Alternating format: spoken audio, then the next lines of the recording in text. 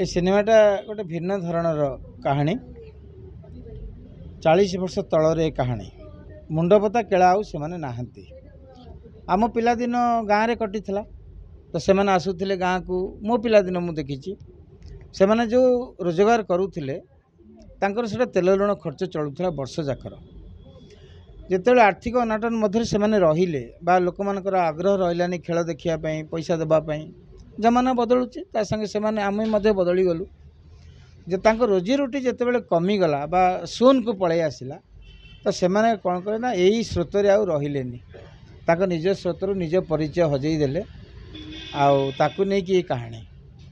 मुझे प्रयास करी चेष्टा करी लोकों पाखे पहुँचापी कि सेमाने गोटे एमती धरणर लोक कला थिला बा गोटे मुंडपता केला जाति गोटे एमती थिला से माने भली की भली खेल देखे मुंड पोती तांकर जो रोजगार करुले आमोद प्रमोद करोले बा करुले सेटा को मु पुनर्जीवित करि पारि आज तो 40 वर्ष तलर कहानी आउ सेटा तो से माने नाहंती मु चित्रनाट्य आपणकर सिनेमा माध्यम रे लोक मानक देखै देबा को चाहिली कि मुंडपता केला ए माने थिले ए माने तांकर खेल एटा थिला आ तांकर खेलर कौशल एगुटा थिला सरकार को मध्य मु चिट्ठी देइछि पार्लियामेंट चलथिबार सरकार टिके आसेम्बली चलथिबार सरकार टिके व्यस्त अछंती बोधवे मु एतिकी हृदबोध करूची सरकार निश्चय आपरे गोटे निष्पत्ति नेबे। हाँ मु मनोज मिश्र को बहुत बहुत कृतज्ञता बधाई जनाऊँगी सी आसी आज मो सिनेमा देखी आ कह गले आमे सी संबलपुर पिला मु जन्म मोर ब्रजराज नगर रे से अनुरोध करी मुझे मनोज बाबू टी आसवे सिनेमा देखिए कहले आज्ञा मुझे निश्चित ये सिनेमा देखी क्या आर बहुल प्रचार प्रसार मुझे देखुची अपराह्न सूर्य को निश्चय देखी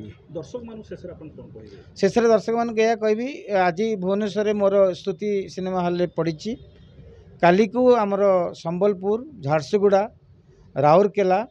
आउ पद्मालय अटक मुनिगुड़ा पहुँचब पुणी 20 तारीख आउ कि सिनेमा हॉल को आम आसबू समस्त को अनुरोध करी ये 40 वर्ष तलर बुड़ी जाइथिबा कहानी को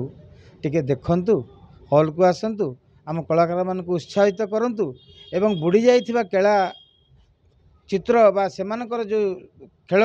सेटा को पुनर्जीवित करी आगामी पीढ़ी पे एटा गोटे साहित्य रखंतु एतिकी मु कहिबी।